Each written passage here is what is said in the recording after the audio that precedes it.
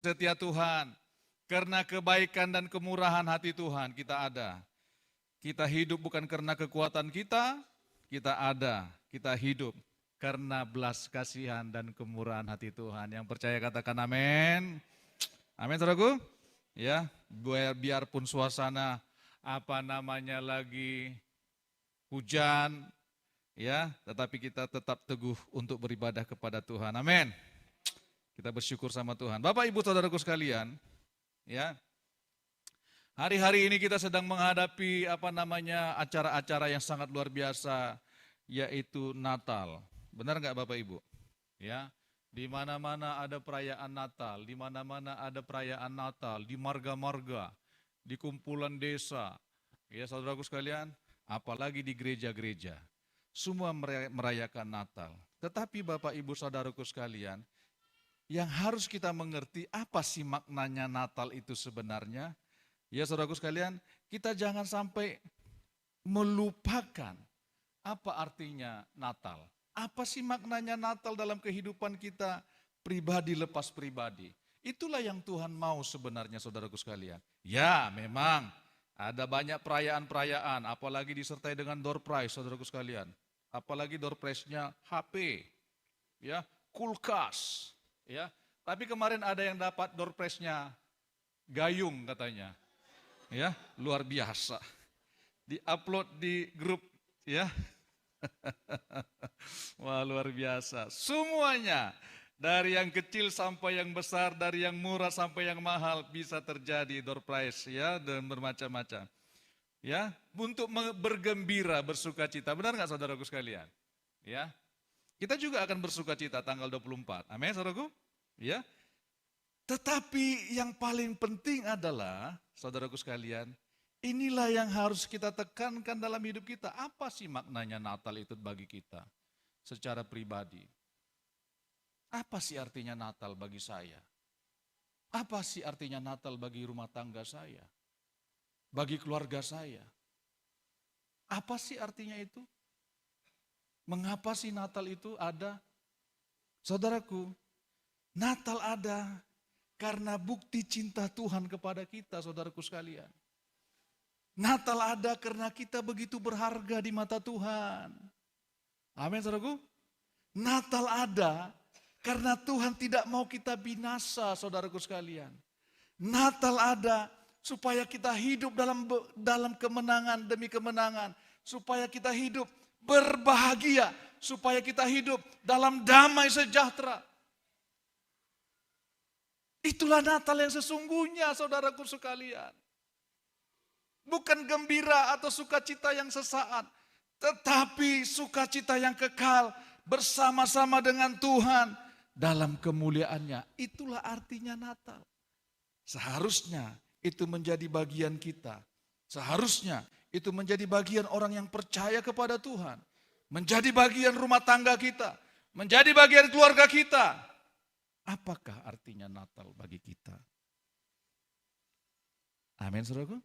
Coba kita lihat Yohanes 3. Inilah arti Natal yang sesungguhnya. Tetapi apa yang terjadi? Manusia banyak menepis makna tentang Natal. Yohanes 3 ayat 16, 17, 18, 19, 20 dan 21. Kita baca bersama-sama. Yohanes 3 ayat 16, 17, 18 sampai 21. Sudah dapat katakan amin? Oh ya, sudah ada. Ayat 16. Karena begitu besar kasih Allah akan dunia ini, sehingga ia telah mengaruniakan anaknya yang tunggal. Supaya apa? Supaya setiap orang yang percaya kepadanya tidak binasa, melainkan beroleh hidup yang kekal. Ayat 17. Sebab Allah mengutus anaknya ke dalam dunia bukan untuk menghakimi dunia, melainkan untuk menyelamatkannya oleh Dia. Ayat 18. Barang siapa percaya kepadanya, ia tidak akan dihukum. Barang siapa tidak percaya, ia telah berada di bawah hukuman, sebab ia tidak percaya dalam nama anak tunggal Allah. Ayat 19. Dan inilah hukuman itu, apa itu? Terang telah datang ke dalam dunia, tetapi manusia lebih menyukai kegelapan daripada terang. Sebab perbuatan-perbuatan mereka jahat. Ayat 20. Sebab barang siapa berbuat jahat, membenci terang, dan tidak datang kepada terang itu, supaya perbuatan-perbuatannya yang jahat itu tidak nampak. Tetapi barang siapa melakukan yang benar, ia datang kepada terang, supaya menjadi nyata bahwa perbuatan-perbuatannya dilakukan dalam Allah. Yang percaya katakan amin. Nah, Bapak Ibu Saudaraku sekalian, makna Natal yang sesungguhnya, Tuhan lahir, Tuhan datang menjadi manusia supaya apa? Supaya kita tidak binasa. Apa artinya binasa? Apa artinya binasa? Keterpisahan dari Allah. Apa artinya binasa? Hukuman yang kekal. Kematian yang kekal. Itulah artinya kebinasaan. Tuhan gak mau kita binasa. Tuhan gak mau saudara dan saya binasa. Itu sebabnya ada Natal, saudaraku sekalian. Itu sebabnya dia harus turun. Dia harus datang. Allah semesta alam harus datang menjadi manusia. Supaya saudara dan saya tidak binasa. Tidak hidup dalam hukuman yang kekal. Tidak terpisah dari Allah. Karena dia begitu mencintai kita. Sayang kepada kita. Coba perhatikan, kita aja kadang-kadang gak sayang sama diri kita. Kita aja kadang-kadang menganggap rendah diri kita. Siapalah saya ini? Disuruh Pak Gembala duduk di depan. Enggak Pak, saya duduk di belakang saja. Aku gak layak Pak. Dosaku terlalu besar. Kan begitu kita kadang-kadang. Minder kompleks. Kita kadang-kadang gak merasa bahwa diri kita ini berharga. Saudaraku sekalian. Kita merasa bahwa memang aku ini layak. Dihina, dimaki dan dicaci. Punya pikiran-pikiran seperti itu. Tetapi Tuhan datang. Supaya kita terlepas, terbebas dari semua hukuman itu. Kenapa? Karena hukuman adalah akibat dosa. Karena upah dosa adalah maut. Tetapi kasih karunia Allah adalah hidup yang kekal dalam Yesus Kristus, Tuhan kita. Amin, saudaraku. Itulah maknanya Natal, Bapak Ibu Saudaraku sekalian. Ya, kita bersuka cita, kita bersama-sama merayakannya. Tetapi rayakanlah bahwa Yesus sudah datang untuk aku. Untuk aku. Untuk aku secara pribadi. Untuk keluargaku.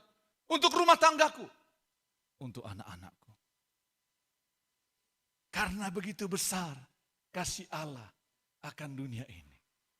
Sehingga ia mengaruniakan anaknya yang tunggal. Supaya barang siapa yang percaya kepadanya tidak binasa, melainkan beroleh hidup yang kekal. Sekali lagi saudaraku sekalian, kebinasaan berbicara keterpisahan dengan Tuhan. Binasa berbicara tentang kematian yang kekal.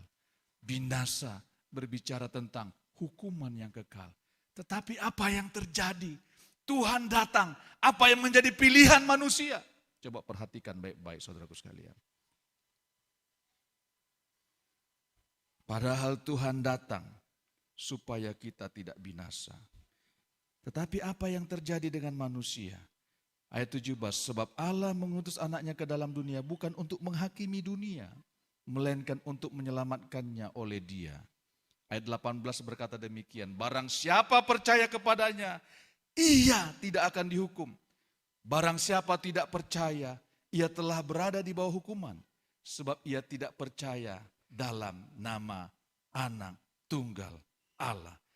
Saudara, Tuhan datang supaya kita bebas dari hukuman. Kenapa? Karena memang kita sudah berdosa, saudaraku sekalian. Karena memang kita sudah jatuh dalam dosa. Kita sudah diperbudak oleh dosa. Itu makanya Tuhan datang untuk membebaskan kita dari dosa.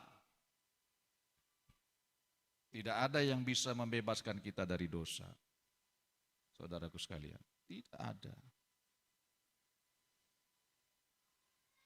Tidak ada yang bisa membebaskan kita dari dosa. Hanya Allah yang harus turun menjadi manusia, menggantikan kita terhadap hukuman dosa itu. Karena memang kita sudah berada di bawah hukuman, saudaraku sekalian. Karena memang kita sudah berada di bawah hukuman. Itulah sebabnya Tuhan datang. Itulah sebabnya ada Natal. Karena memang kita sudah berada di bawah hukuman. Karena memang kita bukan orang yang percaya kepada Tuhan. Kita mengaku dengan mulut kita, hati kita, tapi enggak percaya kepada Tuhan. Kita melakukan apa yang jahat. Ayat 19, dan inilah hukuman itu. Terang telah datang ke dalam dunia, tetapi manusia lebih menyukai apa? Kegelapan daripada terang. Sebab perbuatan-perbuatan mereka jahat. Terang sudah datang ke dalam dunia, tapi manusia lebih suka gelap. Dia tolak. Dia lebih memilih kebinasaan.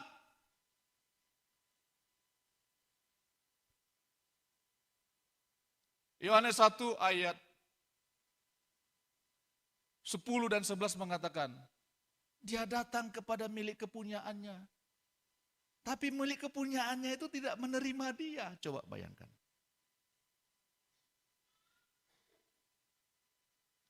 Tuhan datang kepada milik kepunyaannya itu. Dia datang kepada milik kepunyaannya.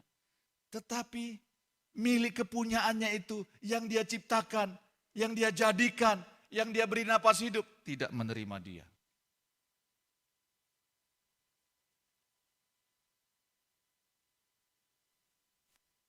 Enggak mau terima dia. Itulah sebabnya manusia memilih kebinasaan. Tuhan berikan pilihan. Terang telah datang ke dalam dunia, tetapi manusia lebih menyukai apa? Kegelapan daripada terang. Sebab perbuatan-perbuatan mereka jahat. Itulah hukuman itu, saudaraku sekalian. Sudah datang terang. Saudara kebayang enggak, saudaraku sekalian? Kalau ketika malam hari di tempat ini, terus lampu semua mati. Bisa enggak saudara melihat saya? Enggak bisa. Benar enggak saudara?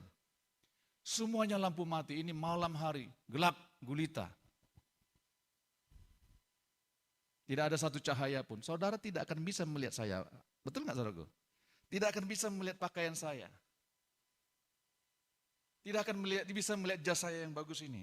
Ini bekas jas bapak saya, saudaraku saya. Ya. Terpaksa harus diakui di sini ya. Haleluya. Puji nama Tuhan. Jas hadiah. Saudaraku, saudara tidak akan bisa melihat. Itulah manusia. Dia lebih suka dalam kegelapan. Datang terang, datang orang membawa obor, datang orang membawa lampu. Apa yang dibilang orang yang di dalam kegelapan itu? Matikan lampu itu. Itu membuat saya sakit. Matikan lampunya. Lebih suka di dalam datang terang. Coba saudara pernah mati lampu enggak di rumah? Pernah enggak? Apa yang terjadi? Gelisah enggak? Kerasa kerusuk, mana korek? Mana di mana aku letak mancis tadi? Ya, kalau yang suka merokok lupa dia letak mancisnya mungkin atau barangkali gerasa gerusu, cari untuk menerangi sekitarnya. Benar enggak? Pernah mengalami seperti itu kan saudaraku? Enggak nyaman tinggal di dalam kegelapan. Gelisah hati kita. enggak tentram, enggak damai. Kalau tidak melihat cahaya, kalau tidak melihat terang. Betapa berharganya terang waktu kita mati lampu. Betapa berharganya terang.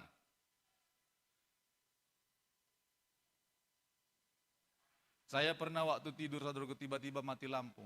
Saudaraku, terbangun saya waktu mati lampu gelap gulita. Saya buka mata saya mau menjerit. Oh, bagaimana ini? Saya sudah buta, saya pikir gitu.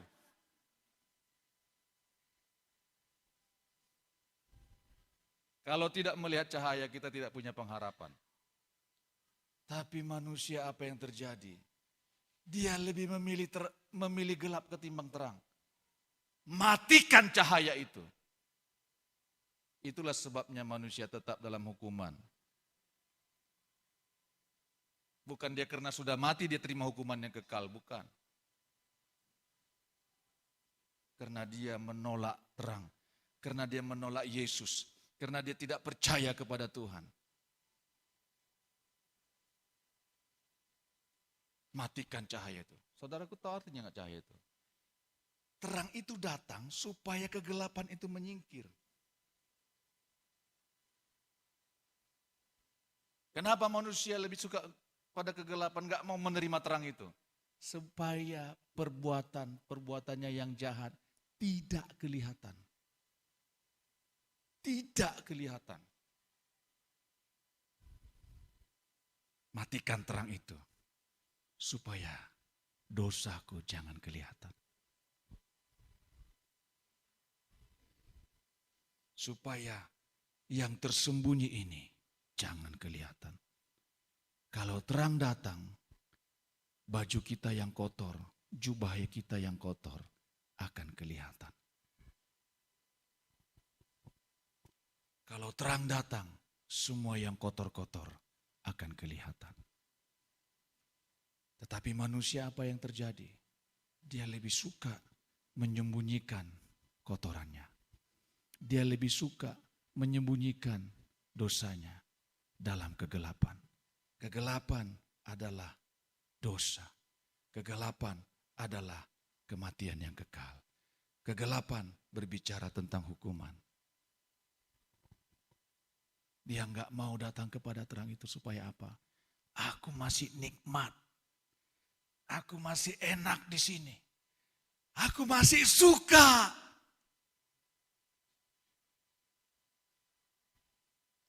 Aku masih nyaman. Nikmat dalam kegelapan ini. Dia tolak. Dia tolak. Dia tolak. Berhari-hari terang mau datang. Setiap waktu terang mau datang. Dia tolak. Nanti dulu. Nanti dulu. Matikan lampu itu. Matikan pelita itu. Jangan datang kepada saya. Pergi kau pelita. Pergi kau terang. Kenapa? Karena masih suka. Masih suka menyembunyikan dosa. Tidak mau datang kepada terang. Kenapa? Kalau datang terang, semuanya kelihatan. Semua noda-noda di bajunya akan kelihatan.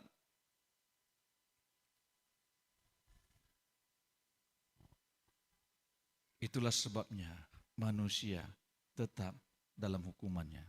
Kenapa? Karena dia menolak terang. Supaya perbuatannya yang jahat tetap tersembunyi.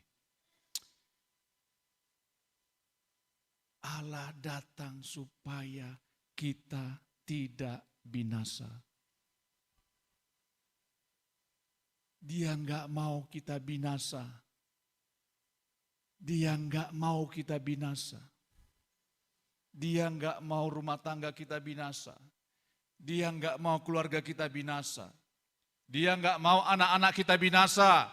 Itu sebabnya Tuhan datang. Seperti apa zaman sekarang Tuhan datang? Dengan firman-Nya Dia datang.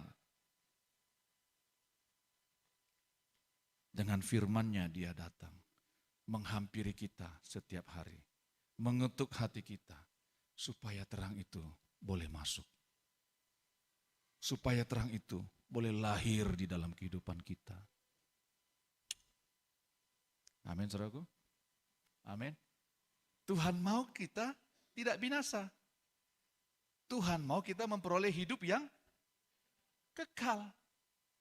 Tuhan mau itu supaya kita memperoleh hidup yang kekal. Hidup kekal seperti apa? Hidup kekal itu di mana? Apakah kita telah mati?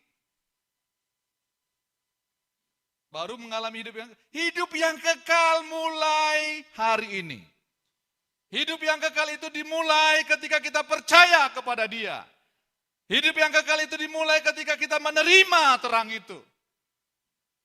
Hidup yang kekal itu ketika Tuhan hadir dalam hidup kita. Itulah kehidupan yang kekal. Gelap disingkirkan, kebinasaan disingkirkan, keterpisahan sudah berlalu. Sekarang kita menyatu dengan Tuhan yang adalah sumber kehidupan kita. Sumber hidup yang kekal. Amin, saudaraku? Tapi pertanyaannya, Pak, seperti apa hidup yang kekal? Yang seperti apa yang Tuhan mau? Kehidupan yang seperti apa? Coba kita lihat, Yohanes 10. Tuhan datang itu maunya seperti apa sih? Hidup yang seperti apa kita itu? Yohanes 10 ayat 10. Apa kata firman Tuhan? Nah, ini kan sudah hafal kita kan? Yohanes 10 ayat 10. Kita baca bersama-sama dengan suara yang keras, dengan hati yang terbuka. 1, 2, 3. Pencuri datang hanya untuk mencuri dan membunuh dan membinasakan.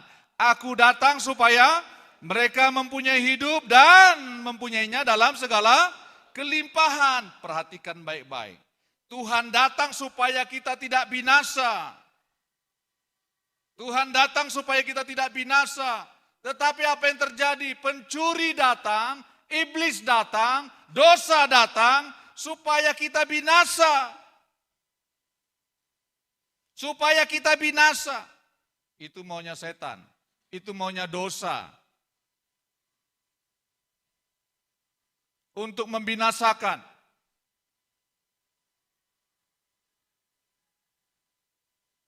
Tetapi Tuhan datang. Apa kata firman Tuhan? Aku datang. Aku, kata Tuhan Yesus, yang adalah terang itu, yang adalah sumber kehidupan itu. Aku datang. Supaya kita mempunyai apa? Hidup. Dan mempunyai hidup itu dalam segala kelimpahan. Mempunyai hidup itu dalam segala kelimpahan. Dia datang supaya kita mempunyai hidup. Hidup yang kekal, hidup yang berarti, hidup bersama Tuhan selama-lamanya. Dia datang supaya kita mempunyai hidup. Dan mempunyai hidup itu dalam segala kelimpahan. Amin, saudaraku. Pak Pendeta hela-elai kau napa pendeta. Elak tanjarui kau. Aku tuh jadi percaya akan Tuhan Yesus teh. Hidup kelimpahan narai kuangku. Helai kau Pak Pendeta. Gombali kau teh. Saudara, hidup yang berkelimpahan itu bukan masalah kita banyak duit saja. Bukan masalah itu. Iya, itu juga memang iya juga. Kalau Tuhan kasih, kenapa enggak? Punya damai sejahtera. Hidup menjadi berkat. Hidup menjadi saluran kasih Tuhan kepada banyak orang. Hidup menjadi saluran keselamatan. Hidup yang berlimpah-limpah. Di mana kita ada menjadi sukacita bagi orang di sekitar kita. Di mana kita ada mendatangkan damai sejahtera bagi orang di sekitar kita. Ada damai. Ada sukacita. Dari hatinya mengalir aliran air kehidupan. Itu namanya melimpah-limpah, hidup yang berlimpah-limpah. Ya, kalau bisa traktir orang, kenapa enggak? Amin, saudaraku? Kalau bisa ngajak orang makan, kenapa enggak? Seperti Pak Gembala kemarin traktir kami ya, Pak Ringo-Ringo. Saya termenung, aduh masih Pak Gembala juga yang mentraktir kita ini Pak Ringo-Ringo, saya bilang.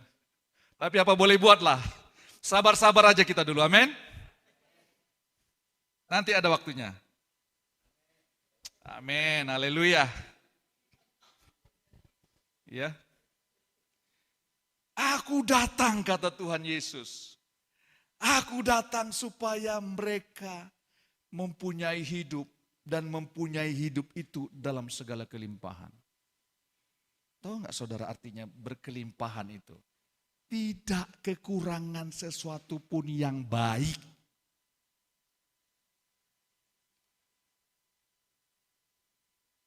Amin, saudaraku.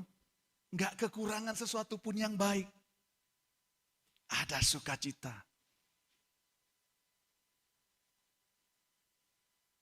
Makan cukup, walaupun lauk pauknya ya sederhana.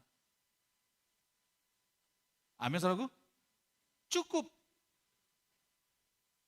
Siapa kira saya ini makan hamburger terus atau makan sapi terus? Enggak kan? Tapi coba perhatikan, perut kita di sini. Terus maju, terus maju. Saya setiap hari timbang, kok udah mau hampir 100 lagi saya ini. Harus saya turunkan lagi. Kembali lagi 96. Ya. Kalau kumpul-kumpul dengan Pak Galang, Pak Ringo-Ringo, apalagi bersama Pak Gembala, naik lagi hampir 100. Saudaraku, hidup kita diberikan Tuhan, hidup yang berkelimpahan. Amin, saudaraku. Berkelimpahan sukacita, sehat sejahtera. Amin, saudaraku. Amin. Itulah sebabnya, jangan tolak terang itu. Jangan tolak terang itu sudah datang, Yesus sudah datang. Tetapi manusia lebih memilih kegelapan. Kalau berdoa, oh Tuhan, kenapa aku masih begini? Mengapa? Mengapa?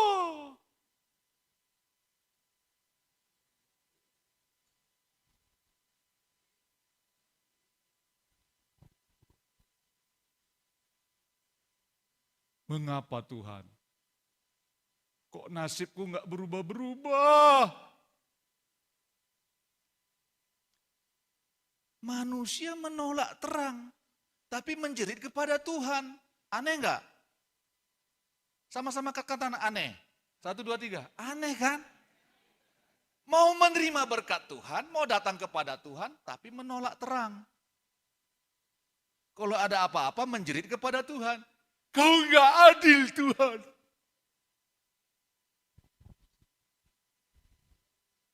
Bukankah aku sudah bercucuran air mata? Kurang apa saya Tuhan? Berani nanya sama Tuhan kayak gitu.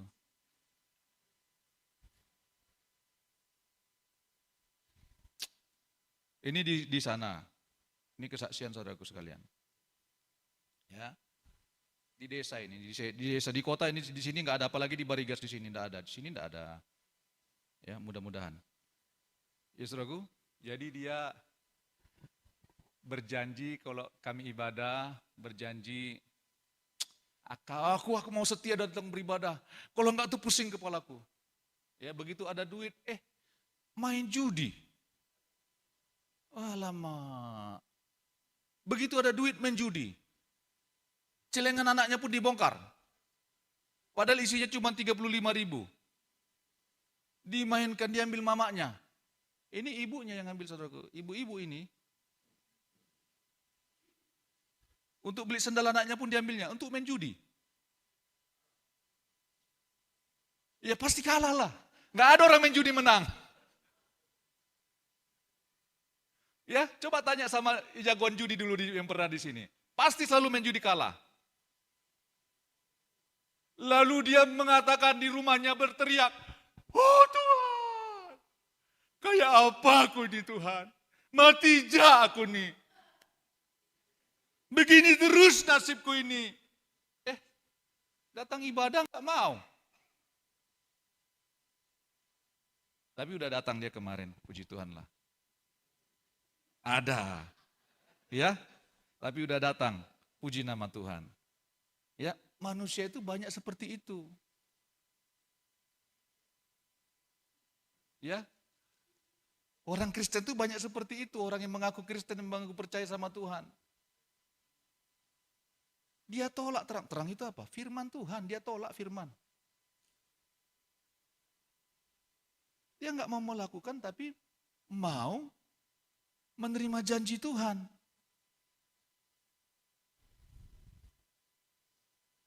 Natal yang sesungguhnya adalah Tuhan hadir untuk kita berkemenangan, untuk kita berkelimpahan. Beri kemuliaan bagi Tuhan. Tetapi yang menjadi pertanyaannya sekarang, maukah kita menerima hidup itu? Akankah kita menolak terang itu? Apa terang itu? Yesus. Apalagi terang itu? Firman-Nya. Firman-Nya. Itulah Natal yang sesungguhnya. Firman-Nya datang ke dalam hidup kita. Bertumbuh, berakar, dan berbuah. Sehingga apa? Sehingga hidup kita menjadi hidup yang penuh dengan kelimpahan. Satu ayat terakhir saudaraku sekalian. Ayat penutup saja. Ulangan 30.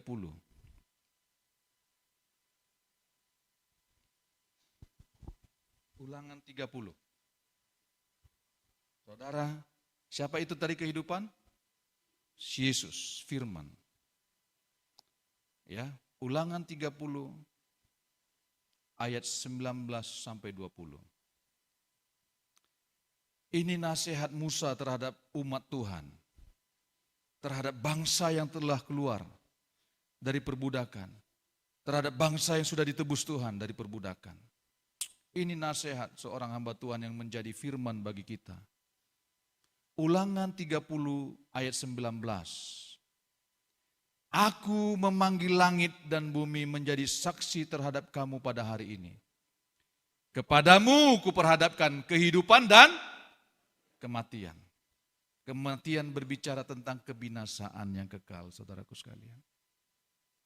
Kehidupan berbicara tentang kasih karunia Allah dalam Kristus Yesus Tuhan kita. Kepadamu kuperhadapkan kehidupan dan kematian, berkat dan kutuk. Setiap hari kita diperhadapkan terhadap hal ini, saudaraku sekalian. Tetapi apa yang menjadi nasihat bagi kita? Pilihlah kehidupan. Pilihlah kehidupan supaya engkau hidup.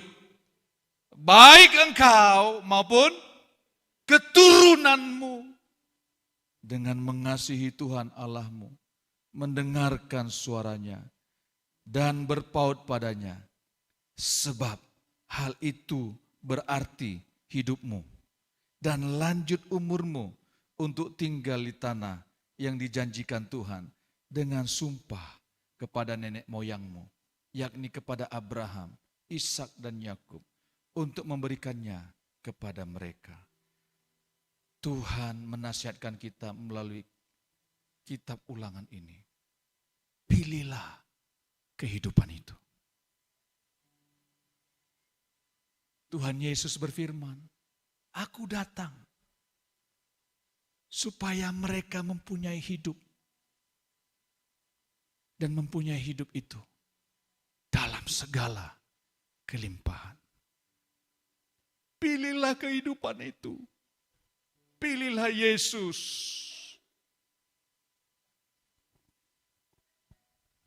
Katakanlah kepada Tuhan Yesus, aku memilih Engkau. Aku mau hidup dalam arti yang sesungguhnya tentang Natal. Amin, saudaraku. Pilihlah Yesus.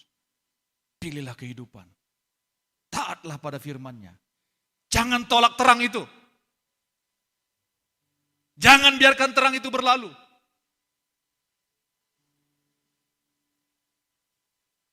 Karena terang itu akan terus berjalan.